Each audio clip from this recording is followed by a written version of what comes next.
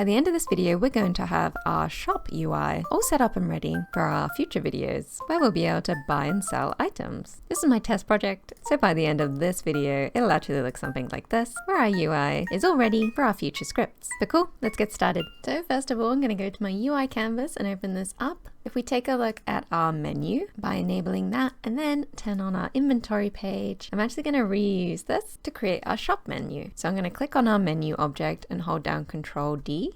So now we've got a second menu. I'll disable this first one and rename this shop menu. Inside here, I won't need all these tabs.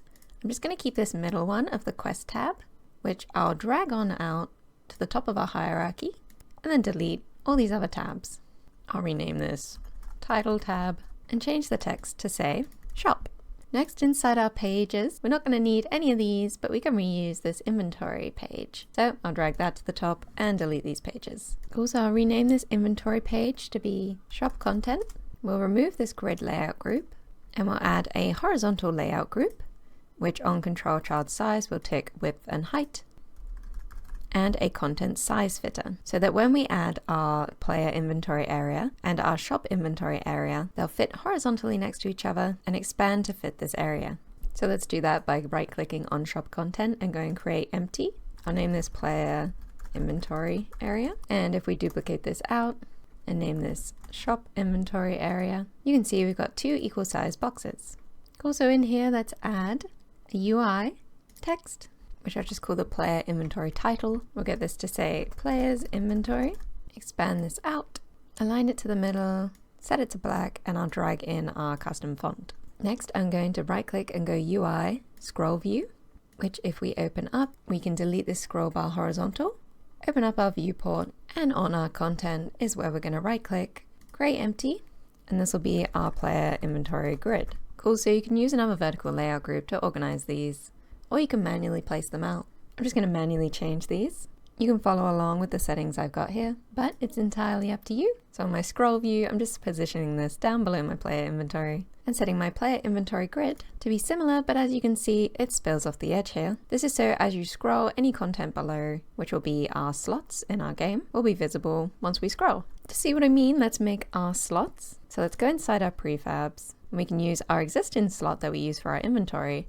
Copy and paste this. I'll right click and rename this ShopSlot. On here we can remove the existing slot script, as we're going to write a new one of those later on. And now if we drag this into our player inventory grid and duplicate this, obviously these just stack on top of each other because we haven't set up our grid yet. Let's go to our player inventory grid, add a new component of a grid layout group. Let's set the padding to be left 25, top 50, and the spacing between them to be 50 and 50.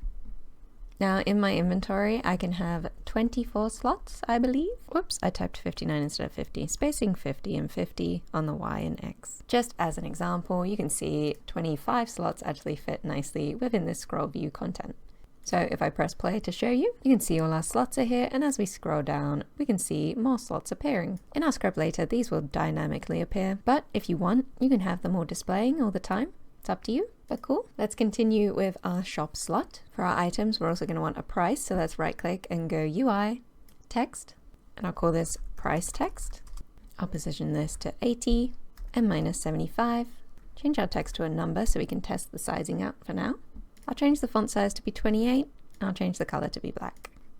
If you like, you can bring this width in so you know it won't go past here. Next, I'm going to right click and go UI image and call this coin icon, so we can add a little coin picture.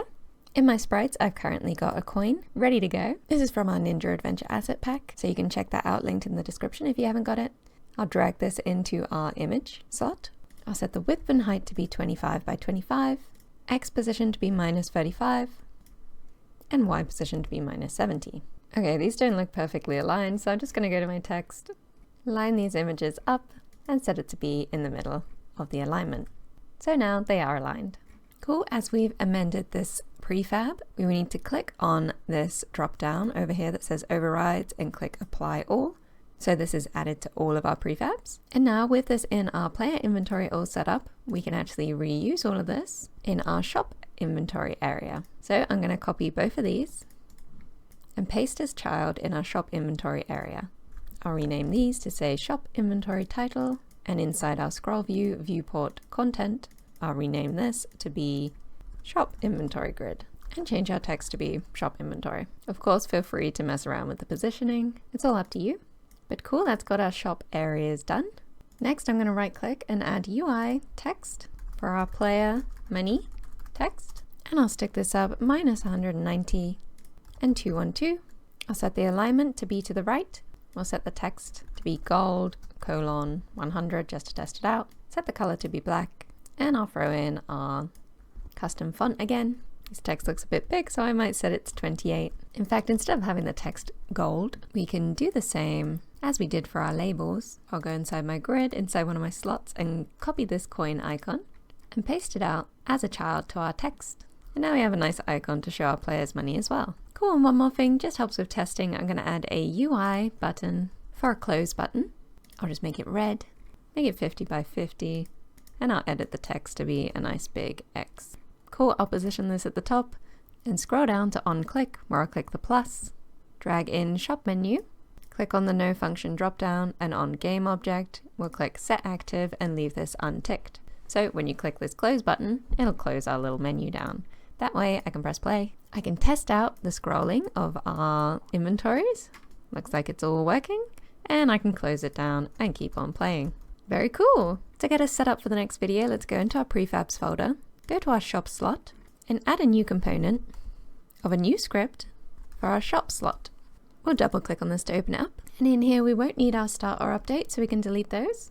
But we will want a public game object for our current item, a public int for our item price, a public TMP underscore text, which if we hover over, show potential fixes, and using TMP Pro for our price text, and a public bool for is shop slot, which will set to a default of true. So in our shop menu, we'll set true to when it's on the shop side, so we know we're buying stuff, and false when we're on the player side, so we know we're selling stuff. Next, we'll want an awake, where we'll check if exclamation mark to say we don't have our price text, so is our price text null. Then we'll set our price text to equal transform.find price text, as this is what I've named the component that holds our price text in my Unity game. Make sure this is whatever you've named your text object on your shop slot. .get component and pass in TMP underscore text. Then we'll go public void update price display, where we'll say if price text to check if it's not null, and current item to check if that's not null. Then price text.text equals item price dot toString. And finally, we'll want a public void set item game object item, comma, int price.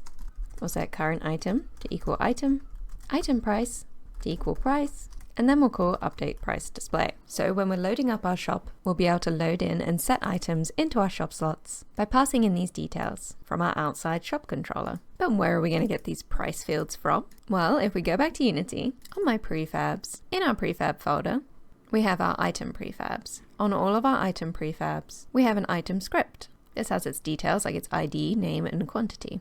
If we double click on this, inside here, we're going to add some new fields for our shop.